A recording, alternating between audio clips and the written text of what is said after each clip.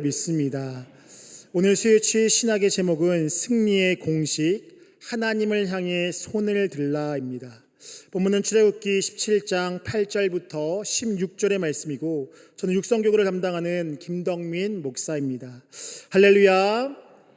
하나님의 크신 은혜와 평강이 이 저녁 주님 앞에 나와 예배한 우리 모두에게, 또한 영상으로 예배한 우리 모두에게 가득하시기를 먼저 간절히 축원합니다. 우리는 인생을 여러 가지 비유를 들어 표현하곤 합니다. 여행, 광야, 길, 소풍 등 여러 가지로 인생을 비유할 수 있지만, 그 비유 중 전쟁이라는 그러한 단어를 들어서 비유할 때도 있습니다. 예를 들면, 내 인생은 전쟁과 같은 인생이었어, 내 삶은 전쟁과 같았어 라고 말하는 사람들을 종종 볼 때가 있습니다. 한 조사에 의하면 인류 역사 가운데 전쟁이 없었던 시간은 단 286년 뿐이다 라고 이야기합니다. 이는 인류 역사를요 100년으로 환산을 하면 8년을 제외한 92년간의 전쟁이 있었다라는 것을 의미합니다. 우리나라도 지정학적 위치에 의해서 역사적으로 외세의 침략을 936번 이상 받았다라고 이야기하는데, 이를 단순히 수치상으로 살펴보면 5년에 한 번꼴로 침략을 받았음을 의미합니다. 이러한 수치를 볼 때에 지난 70년간 이 민족 가운데 전쟁이 없었다라는 것은 하나님의 은혜인 줄 믿습니다. 그래서인지 우리 문화 가운데, 언어 가운데 전쟁이라는 표현이 많이 담겨 있습니다. 우리가 한두 번쯤은 들어보셨을 텐데요. 입시 전쟁, 출퇴근 전쟁, 육아 전쟁, 살과의 전쟁, 잠과의 전쟁. 문화 평론가들에 의하면 빨리빨리의 문화에도 잦은 전쟁의 영향이 있었다라고 이야기합니다. 즉, 외세의 침략이 잦다 보니 침략 시에 빠르게 짐을 싸고 이동하고, 그러다 보니까 느긋할 여유가 없었기 때문에 빨리빨리의 민족성이 생겼다라고 이야기하는 사람들도 있습니다. 물론 직접적인 원인이다라고 할 수 없지만, 또한 그러한 환경이 우리의 민족성을 형성하는 데 분명한 영향을 미쳤다라고도 할 수 있을 것입니다. 6.25 전쟁 이후 우리 민족 가운데 문자 그대로의 전쟁은 없었지만, 어쩌면 여전히 전쟁과 같은 상황 속에서 산다라고 해도 과언이 아닐 것입니다. 학생들은 학교에서, 학원에서, 또 입시에서, 또 어른들은 직장에서, 육아에서, 또 일상의 삶 가운데서 치열한 전쟁과 같은 상황에 살아가고 있는 것이 이 시대의 모습이며, 또한 우리 사회가 처한 시대적인 상황이다라고 할 수 있습니다. 오늘 본문의 말씀은 출애굽한 이스라엘 민족이 최초로 아말렉과의 전쟁을 치르는 모습을 그리고 있습니다. 아직 내부적으로 국가의 진열을 갖추지 못했던 그러한 상황 가운데 광야의 유목민인 아말렉과의 전쟁을 치르게 되었던 것입니다. 그러한 상황 가운데 하나님의 전적인 도우심으로 이스라엘은 승리하게 되었습니다. 그런데 그 승리의 모습은 무엇이냐? 그 방법은 다른 것이 아니라 하나님 앞에 손을 드는 것이었습니다. 여호수아와 택한 사람들이 르비딤 골짜기에서 직접 전투를 하는 것이었고, 모세와 아론과 훌은 산에 올라가서 기도를 하는 것이었습니다. 그렇게 할 때에 그들은 하나님의 놀라운 능력을 경험하게 되었습니다. 즉, 모세의 손이 올라가면 전투에서 이기게 되었고, 모세의 손이 내려가게 되면 전투에서 지게 되는 상황을 맞이하게 되었습니다.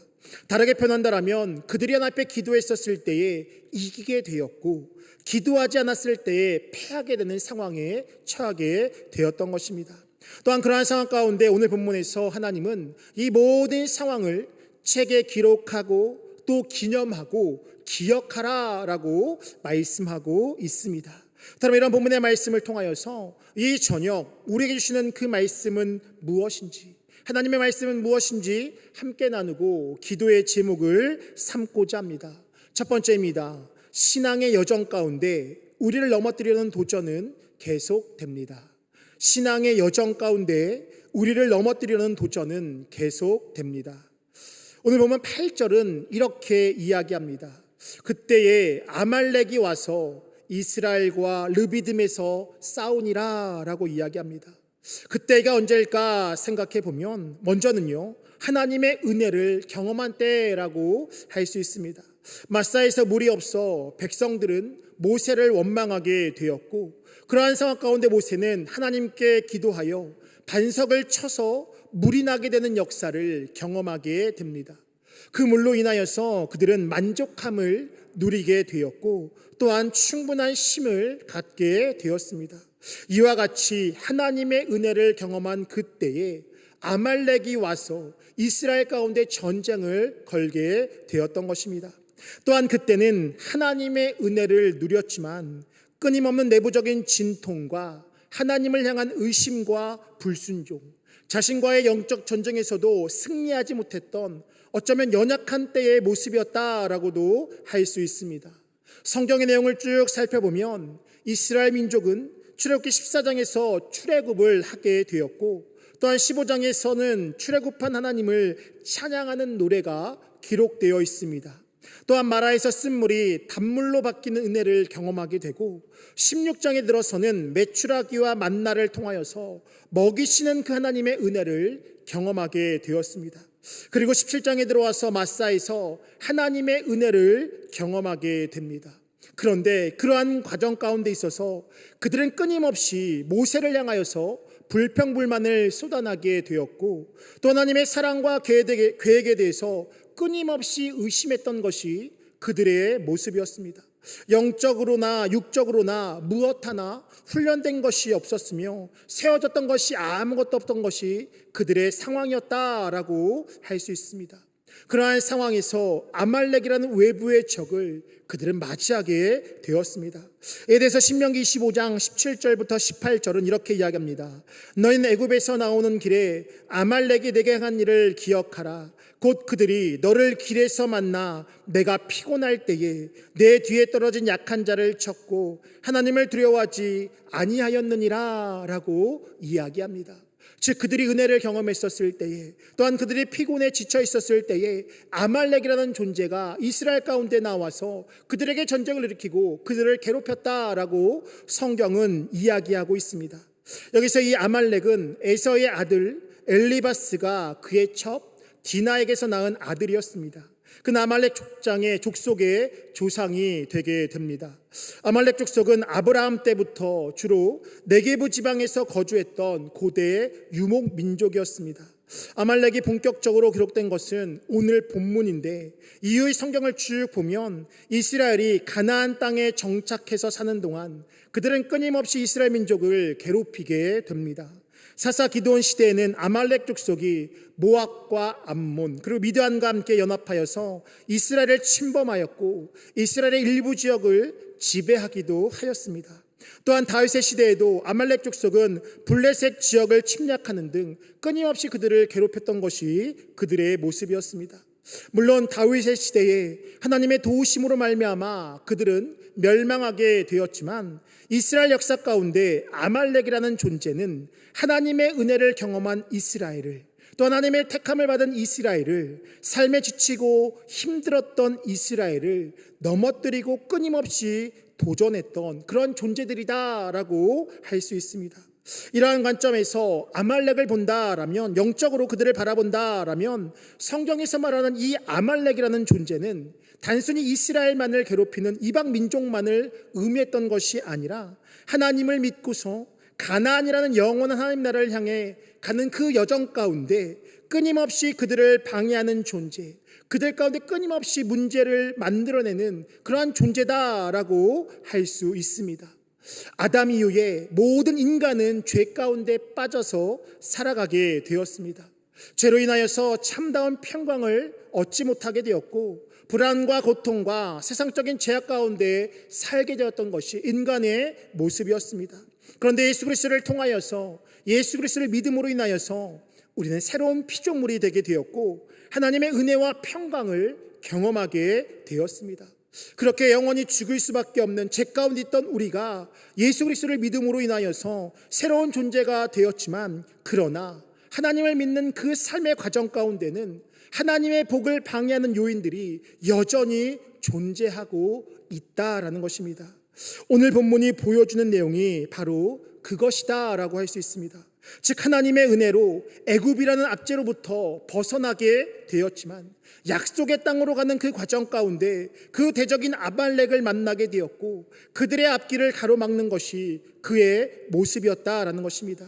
이를 우리의 삶에 적용해 보면 우리가 하나님을 믿음으로 영원한 생명을 소유하게 되었고 영원한 구원의 역사가 우리의 삶 가운데 주어지게 되었지만 우리가 살아가는 세상은 죄로 인한 타락으로 인하여서 또 죄가 만연한 세상이기 때문에 끊임없이 믿는 우리를 넘어뜨리려고 하는 존재가 분명히 있고 그 도전이 우리의 삶 가운데 찾아오게 되는 것이 우리의 신앙의 모습이고 우리의 신앙의 여정이다라고 할 수 있습니다. 이것을 한마디로 표현한다라면 믿는 자들의 삶 가운데 영적인 전쟁이, 영적인 어떤 도전들이 끊임없이 존재한다라고 할 수 있습니다.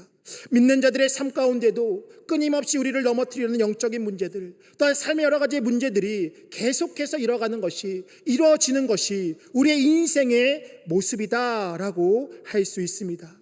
그들은 우리가 하나님의 은혜를 입었을 그때에 찾아와 우리 가운데 도전하게 되고 또한 우리가 지쳐 힘들었을 때에 우리에게 찾아와 끊임없이 우리를 넘어뜨리려고 도전하는 것이 그들의 모습이다라고 할 수 있습니다. 그렇게 우리가 할 일은 무엇이냐? 깨어 있어야 한다라는 것입니다. 베드로전서 5장 8절은 이렇게 얘기합니다. 근신하라, 깨어라. 너희 대적 마귀가 우는 사자같이 두루다니며 삼킬 자를 찾나니라고 이야기합니다. 그것이 어떠한 모양이 되었든 어떠한 상황이었든지 간에 우리를 향하여서 끊임없이 도전하는 세력, 우리를 하나님의 사랑으로부터 끊임없이 끊으려고 하는 그러한 도전들이 우리의 삶에 펼쳐지게 되어진다라는 것입니다. 앞서도 했던 것처럼 신앙생활은 하나의 사건이 아니라 신앙생활은 과정이고 여정입니다. 예수님을 믿어서 의롭다 여김을 받았다라면 거기에서 그치는 것이 아니라 구원받은 자로서 저 하나님의 나라를 향한 믿음의 발걸음을 내딛는 것이 우리의 신앙의 모습이며 더 나아가서 궁극적으로 하나님의 구원의 역사, 하나님의 나라에 이루는 것이 우리의 신앙의 여정이다라고 할 수 있습니다. 감리교회 창시자인 존 웨슬리 목사님이 말씀하신 구원의 단계를 본다라면 우리의 구원의 그 과정은 칭의에서, 즉 의롭다 하심을 여긴 그 자리에서 그치는 것이 아니라 성화의 단계와 또 영화의 단계에 이르는 것, 그것이 구원의 여정과 과정이다라고 말씀하고 있습니다. 근데 분명한 것은 무엇이냐? 그 안에서 그러한 삶의 여정 가운데 악한 것들은 여러 가지의 모양과 환경으로 끊임없이 우리를 도전하며 우리를 하나님의 사랑으로부터 끊으려고 한다라는 것, 우리는 이것을 분명히 기억하며 나아가야 하는 것입니다. 얼마 전 성도님과 통화를 하는데 그러한 이야기를 듣는 것을 듣게 되었습니다. 꼭 교회를 오려고 하면 두통이 생긴다라는 것입니다. 또 교회에 오지 못하는 상황들이 펼쳐지게 된다라는 어떤 그러한 이야기를 듣게 되었습니다.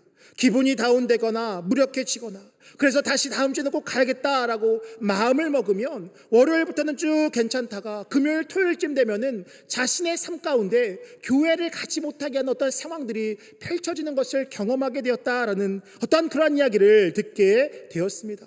아니면 자녀가 사업의 문제가 발생하거나 근심과 걱정과 염려의 상황들이, 절망적인 마음들이 자신을 찾아올 때가, 어떤 상황 가운데 펼쳐질 때가 있다라는 그런 이야기를 듣게 되었습니다.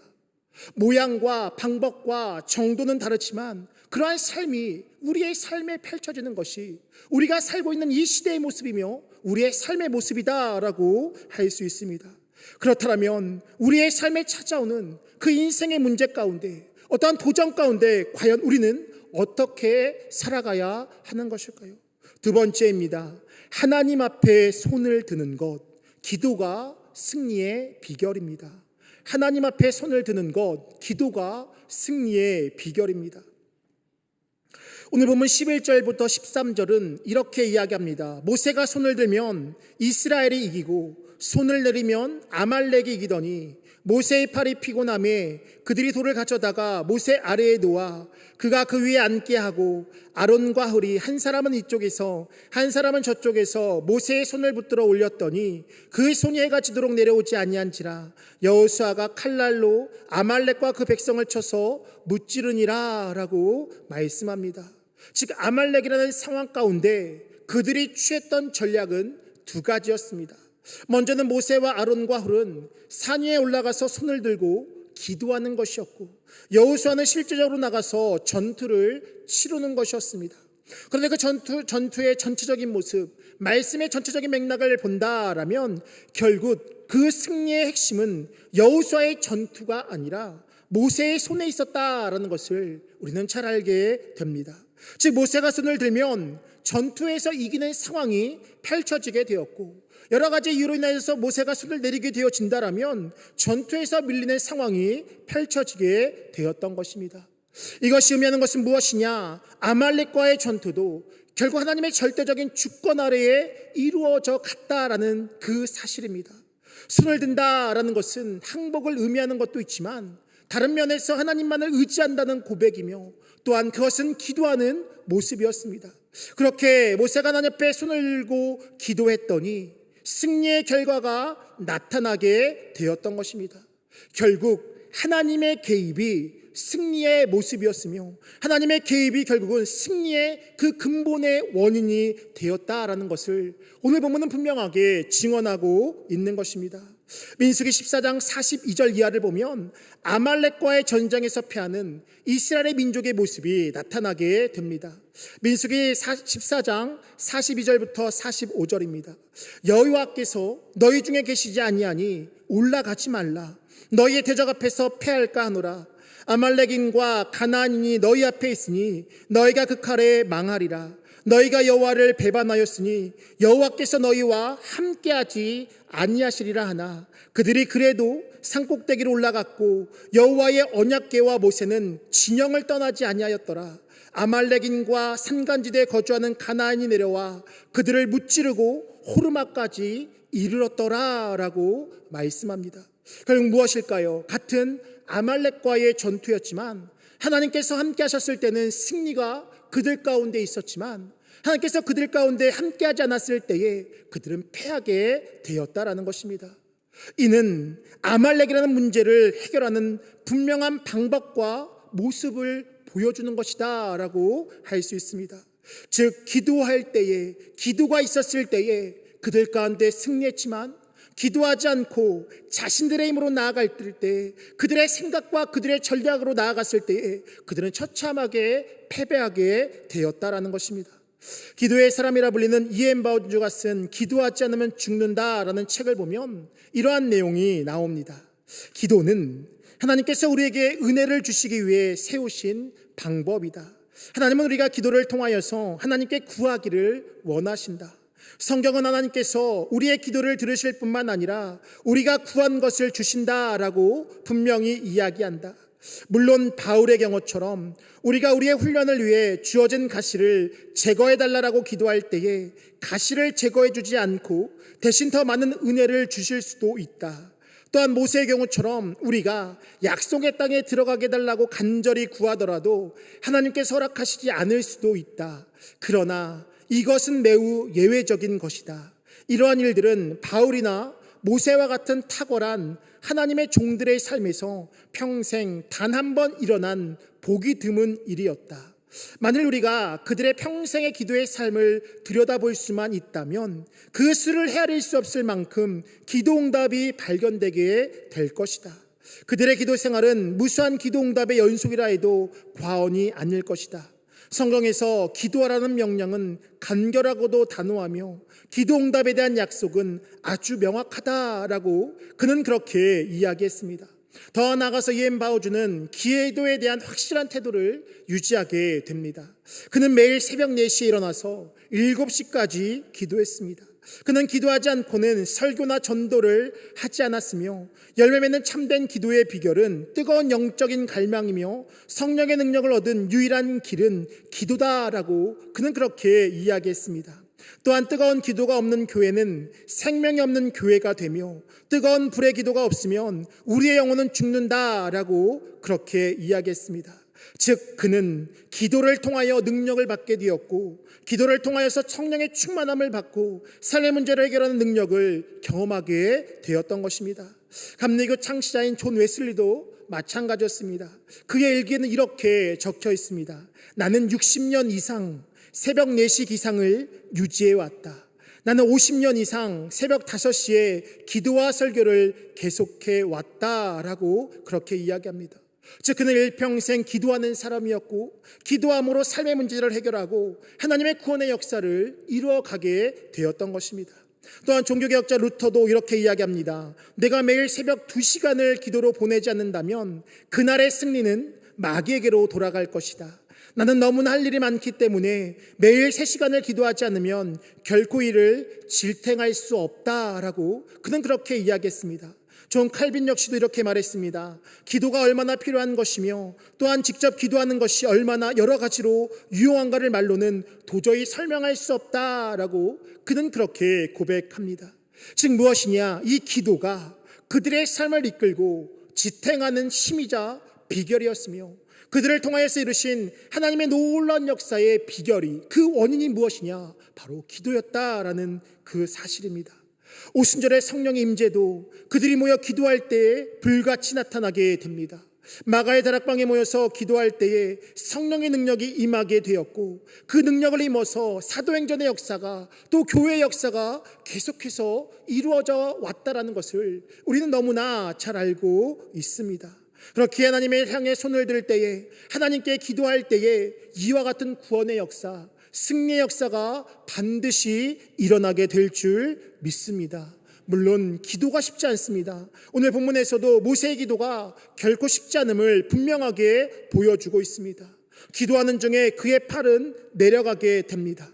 그런데 어떻게 해서든지 그 옆에서 돕는 자들을 통하여서 어떻게 해서든지 그가 기도의 자리를 지켰을 때에 승리의 역사가 그의 삶 가운데 펼쳐지게 됩니다.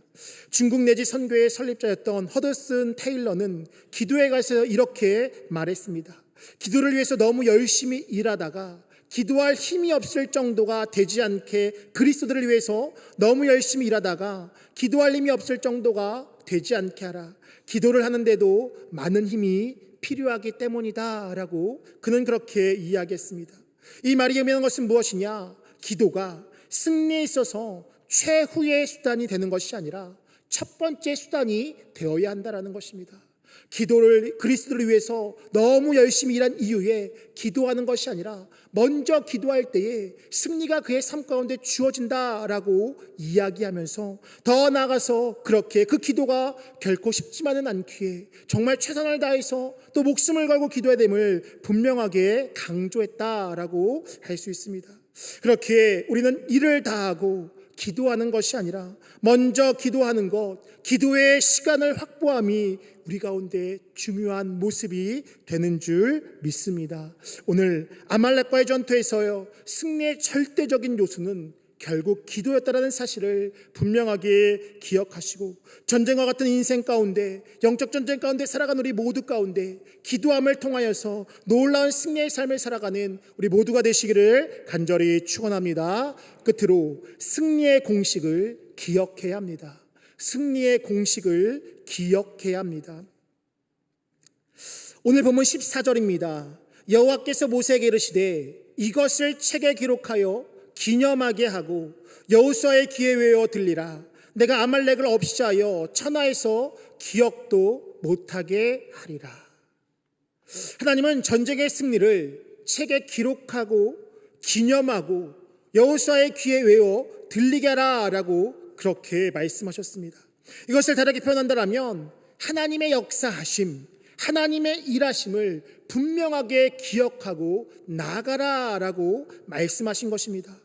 이스라엘 백성은 아말렉과 싸우기에 극히 미약한 존재였으나 하나님의 절대적인 도우심으로 말미암아 승리하게 되었습니다. 그렇게 너희가 아니라 하나님께서 행하심을 통하여서 승리하게 되었던 이 사실을 분명하게 기억하면서 살아가라라고 말씀하고 있습니다. 왜 그렇게 말씀하셨느냐? 장차 있을 가나안 정복 전쟁에 있어서 용기와 확신을 갖도록 하기 위함이었습니다. 그렇게 그들이 용기와 확신을 가져야 되는 그 이유는 무엇이냐? 이 아말렉의 문제가 끝나고 나서는 다시는 그러한 문제가 안 일어나는 것이 아니라 아말렉의 문제가 한순간의 문제가 아니라 그들이 앞으로 살아가는 가나안의 여정과 더 나아가서 가나안 정착 이후의 삶 가운데서도 그와 같은 아말렉의 문제들이 계속되어지고 그 대적의 문제가 계속되기 때문에 너희가 이 사실을 분명히 기억하라라고 말씀하고 있는 것입니다. 그러나 분명한 것은 무엇입니까? 하나님께서 그들과 함께 하셔서 대대로 싸우리라라고 하셨다라는 것이고, 더 나아가서 하나님께서 승리를 약속하셨다라는 것, 그것을 믿고 나아갈 때에 앞으로의 삶 가운데 어떤 대적과 같은 그 문제가 그들 앞에 펼쳐질 때에 그들이 무너지는 것이 아니라 이 승리의 공식을 기억하고 하나님 앞에 구하며 나아갈 때에 승리하게 될 것이다 라고, 그것을 기억하고 그것을 전하라 라고 말씀하셨던 것입니다. 오늘 본문 15절 16절입니다. 모세가 제단을 쌓고 그 이름을 여호와 니시라 하고 이르되 여호와께서 맹세하시기를 여호와가 아말렉과 더불어 대대로 싸우리라 하셨다 하였더라 라고 이야기합니다. 아말렉이라는 존재, 또 그 위에 가나안의 이방 족속이라는 문제는 반드시 있을 터인데, 그러나 하나님은 승리케 하신다라는 것, 그 방법이 무엇이냐? 바로 하나님을 향해서 손을 드는 것.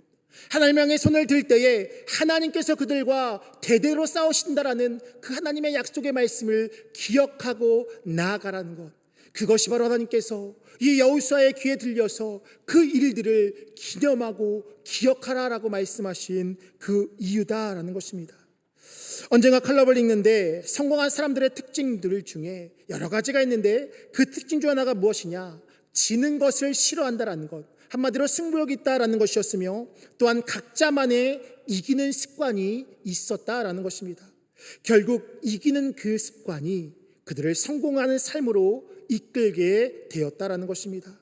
하나님께서 오늘 본문에 아말렉과의 전쟁에서 승리를 하는 것에 그쳤던 것이 아니라 하나님께서 대대로 함께 하신다는 것을 기억하라는 것은 하나님의 승리의 공식을 기억하고 그 문제들이 있을 때마다 그대로 그 공식대로 하나님께 나아가라는 것, 그럴 때 하나님의 승리가 우리의 삶 가운데도 동일하게 이루어지게 되는 줄 믿습니다. 그 문제가 어떠하든지 간에, 그 문제가 무엇이든지 간에 우리가 하나님 앞에 손을 들고 기도할 때에 하나님은 분명히 승리케 하시는 은혜를 우리 가운데 허락해 주실 줄 믿습니다. 사무엘상 17장 47절입니다. 또 여호와의 구원하심이 칼과 창에 있지 아니함을 이 무리에게 알게 하리라. 전쟁은 여호와께 속한 것인즉 그가 너희를 우리의 손에 넘기시리라 라고 말씀합니다.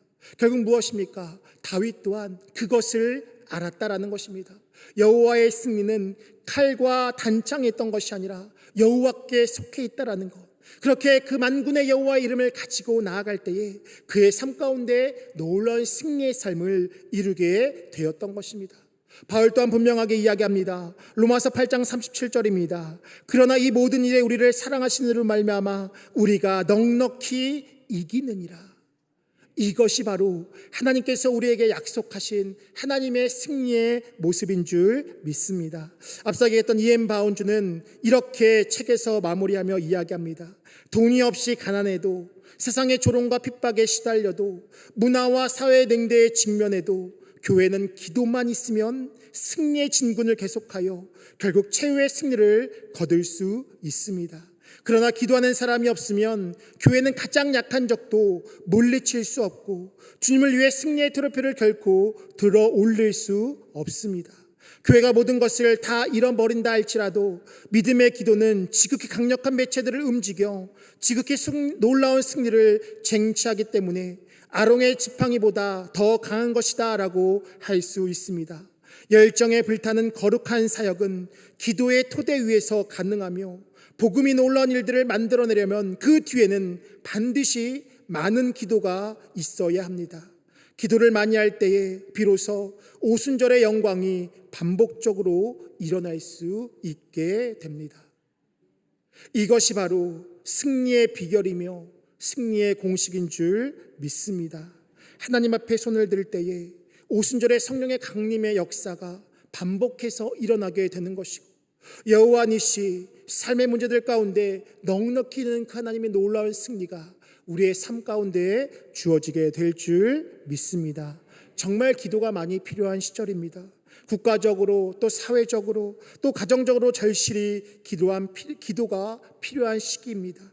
분명한 것은 그러한 기도가 필요한 시기 가운데 우리가 할 일은 무엇이냐? 우리가 하나님 앞에 두 손을 들 때에 우리가 하나님 앞에 기도할 때에 이 땅에 우리의 삶 가운데 여호와 니시의 승리가 반드시 일어나게 될 줄 믿습니다. 바라는 것은 하나님 앞에 손을 드심을 통하여서 삶 가운데 이 시대 가운데 승리하며 살아가시는 우리 모두의 삶이 되시기를 간절히 축원합니다. 기도하겠습니다. 사랑과 은혜가 풍성한 하나님, 참으로 감사를 드립니다. 오늘 말씀을 통하여서 인생의 문제 앞에, 영적인 도전 앞에 우리가 기도해야 되는 우리의 모습을 다시 한번 깨닫게 하시니 참으로 감사를 드립니다. 모세가 하나님께 손을 들었을 때에 아말렉으로부터 놀라운 승리를 거뒀던 것처럼 삶의 문제 앞에서, 반복되어지는 영적인 문제 앞에서 하나님께 손을 들고 기도함으로 넉넉히 승리하는 우리 모두의 삶이 되어질 수 있도록 인도하여 주시옵소서. 감사드리며 예수님의 이름으로 기도하옵나이다. 아멘.